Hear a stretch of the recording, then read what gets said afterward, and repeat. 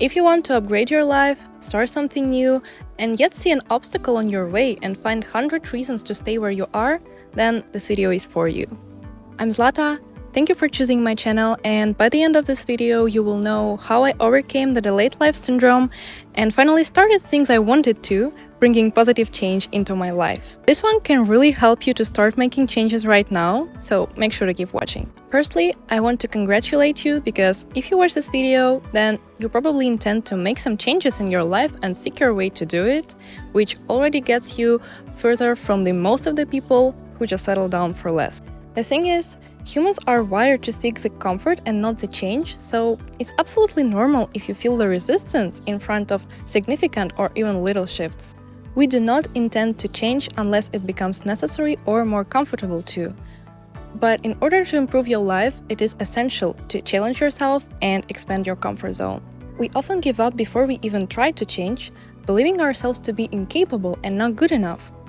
I wanted to leave my own YouTube channel for so long because I just love the idea of both the entire process and the outcome, but I viewed myself as not confident enough, lacking all the skills I need, afraid to talk to camera, and being so dependent on other people's opinions.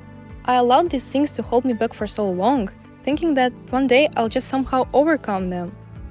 I even started my Instagram page because I thought that would be more comfortable to deal with, but I eventually gave up on it because that wasn't the thing I wanted to do. I tried to do a bunch of things but the YouTube, but none of it has brought me satisfaction long term or taught me skills I still wanted to master. The thing I finally realized is magic you are looking for is in the work you're avoiding. Let's say there is something you think you are not ready to do yet because of a certain obstacle. Lack of skills, traits, knowledge. But the truth is, you master these skills only in the process of doing that exact thing. If you put action first, it actually becomes for you the key to overcome that obstacle. You may think, I am not confident enough to enter that social group, speak in public, talk openly to people. And you either just refuse doing that thing or wait for these skills and traits to magically come to you. But what I figured out for myself is that things usually work vice versa. The principle that keeps me going is don't wait to get better to do something, get better while doing it.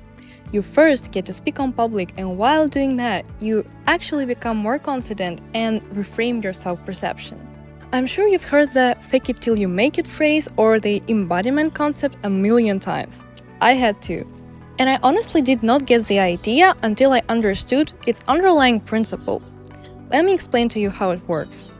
Your beliefs about yourself and the world don't come out of nowhere. Either somebody proved them to be truths to you, or you proved it to yourself. If you think you're insecure, you have behaved accordingly so often that it has become your reality. If you consider yourself a lazy person, then you could probably find some evidence for that in your daily action. Maybe you spend too much time scrolling on your phone, or you don't keep your promises to yourself every time you say you're gonna do something. You have brought that belief to the existence by the repetition of the same behavior pattern. The same works with the positive beliefs. In order to build your new desired identity, you should act on it on and on until it actually becomes your reality. By initiating a conversation in a group of people, making new friends, you shape your new confident and extroverted identity. And even if still feeling awkward in communication, don't worry. You are on your way of mastering these skills and getting better with each trial. Now, let's talk about the process of incorporating some long-term change into your life. In any realm where you wish to grow, there is preparation, action, outcome, and reflection. Let's talk about all of them. Preparations like planning the intended thing, studying information about it, are to make it easier for you, not to overwhelm you and hold you back. I call it a problem of 3P: preparation, procrastination problem. I used to be someone who would constantly obsess over preparations, planning everything thoroughly, watching videos on the topic, reading books, but I still wasn't doing anything because I thought that I lacked knowledge to act and my plan wasn't good enough to follow it. Therefore, I wasn't just getting any better. I was afraid to make a single step because what if everything just goes wrong? So I want to emphasize, don't linger over your preparations. This is just another type of procrastination masked as a quality control that will get you nowhere. Then there is action. And this is where you actually grow. No theory, analysis, reflection, and brainstorming alone will get you the desired change. Progress is not just a point in your journey, but a constant active change. A lot of people think that the result you get is the progress, when it's actually just an indicator of whether you're doing everything right. Training 1, 2, 3 times a week is a progress. Doing 8, 10, 12 reps of an exercise is a progress. Getting your body in a better shape is a result of your progress. And considering that result doesn't always come fast, attaching to it strongly will make you give up really soon. Progress happens in the process of action and not anywhere else. So action is what we want to focus on.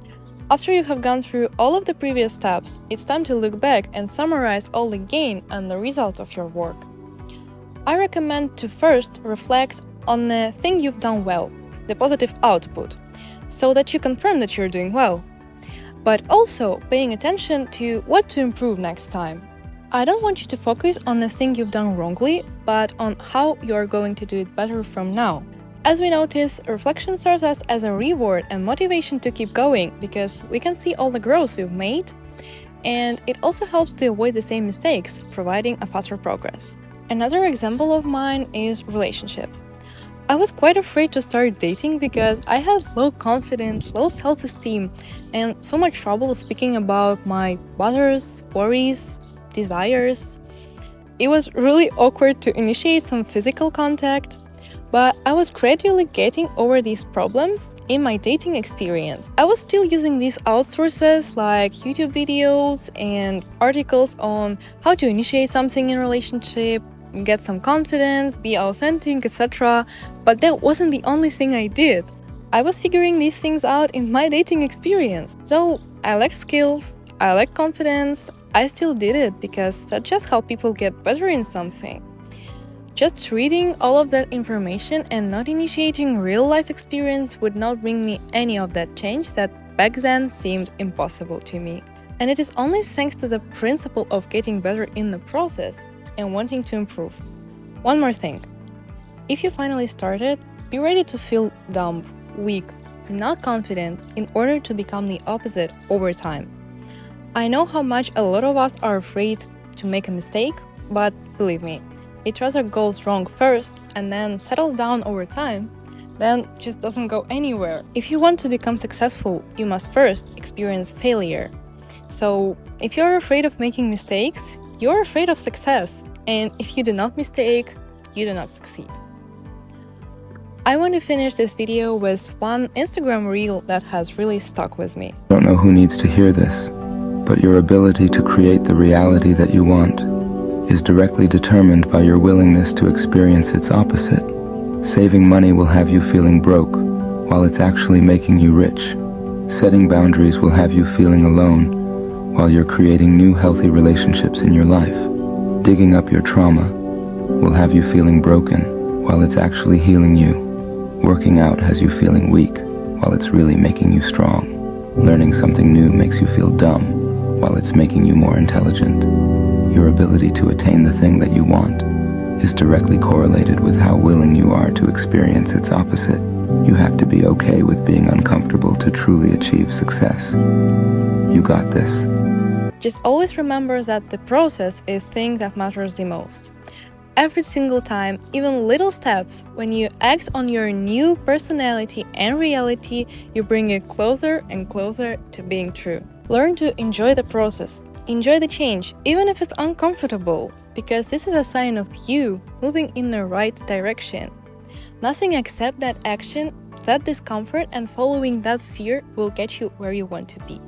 After all, life is the process of experiencing all the different things and not the mere result. So, why wouldn't you want it?